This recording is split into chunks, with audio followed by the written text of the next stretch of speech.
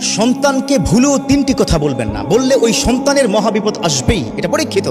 এখানেই শেষ না, অনেক মুহাক্কিক উলামায়ে কেরাম, অনেক আল্লাহর ওলি নিষেধ করেছেন, খবরদার সন্তানের সাথে এ ধরনের অন্যায় কথা বলা যাবে না। দেখুন, সন্তান আপনার আমার জন্য সবচেয়ে বড় নিয়ামত। আমার বিশ্বনবী তিনি বলেছেন, ইযা মাতাল ইনসান ইনকাতা আনহু আমালুহু ইল্লা মিন থালাত ওয়ালাদুন সালিহুন ইয়াদউ লাহু। যখন দুনিয়া ছেড়ে কোনো মানুষ চলে যায়, তখন ওই সন্তানটা ছাড়া তার আর কিচ্ছু থাকে না। তিনটা জিনিস জীবিত থাকে, তিনটা জিনিস চলমান থাকে। এক নম্বর হচ্ছে নেককার সন্তান, যে সন্তান তার জন্য দোয়া করবে। তো সেই সন্তানকে আপনি তিনটা কথা বলে তার কপালে মহাবিপদ ডেকে আনবেন, এটা কি হয়? একজন মা এত কষ্ট করে সন্তানটাকে পেটে ধারণ করেছে, আহা, এত কষ্ট করে সন্তানকে বড় করেছে, কত রাত ঘুমান নাই, কত রাত খান নাই।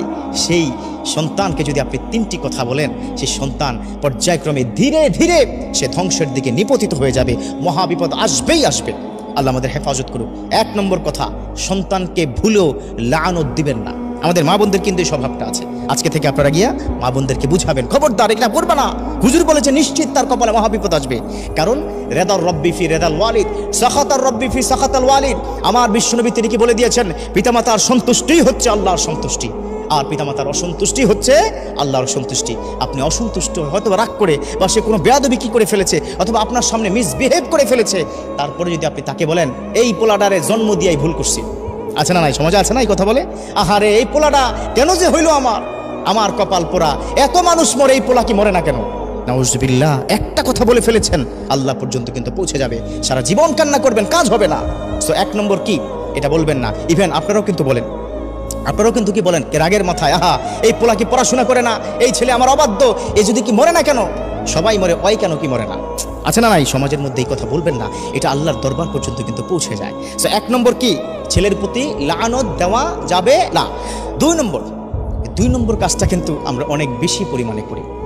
এই দুই নম্বর কাজটি করার কারণে আমার সন্তানটা নষ্ট হচ্ছে, সেটা হচ্ছে সন্তানের সামনে মিথ্যা বলবেন না, বা তাকে মিথ্যা শিখাবেন না। এটা ছোট্ট উদাহরণ দিই, তখন আপনারা ক্লিয়ার হয়ে যাবেন। মানে বাবার কাছ থেকে তার কোনো আঙ্কেল টাকা পাবে, অর্থাৎ বাবার বন্ধুর টাকা পাবে।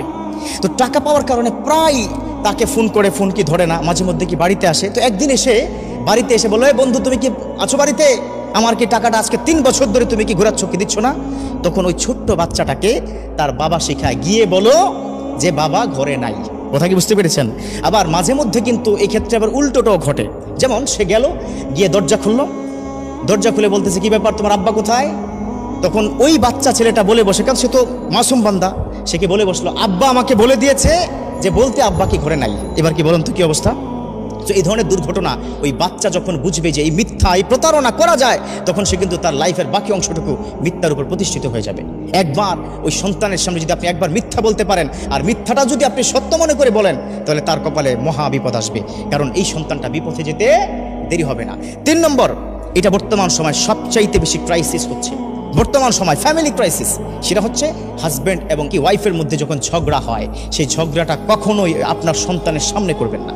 যদি করেন, আপনার প্রতি অশ্রদ্ধা, আপনার প্রতি ভালোবাসা তার কমে যাবে, আপনার প্রতি যে তার সম্মানটুকু ছিল সেটা নষ্ট হয়ে যাবে। এবং এখানেই শেষ নয়, সে কিন্তু বাইরে গিয়ে তার স্কুল অথবা কলেজ ফ্রেন্ডের কাছে বলবে, কি বলবো, সারাদিন আব্বা আম্মা ঝগড়া করে।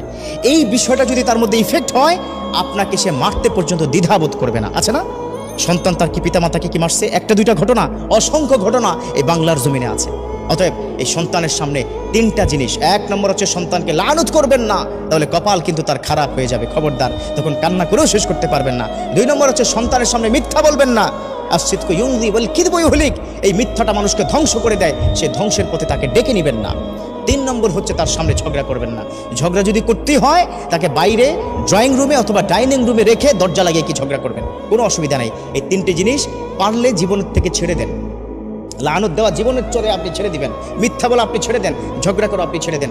আপনার ঘরের মধ্যে দেখবেন সুখ, শান্তি, রহমত, বৃষ্টির মতো সাকিনা আপনার ঘরের মধ্যে নাজিল করবে আল্লাহ পাক। সুখময় একটা জীবন আপনাকে দিবে। আল্লাহ আমাদের প্রত্যেককে বুঝার এবং মানার তৌফিক দান করুন, আমিন।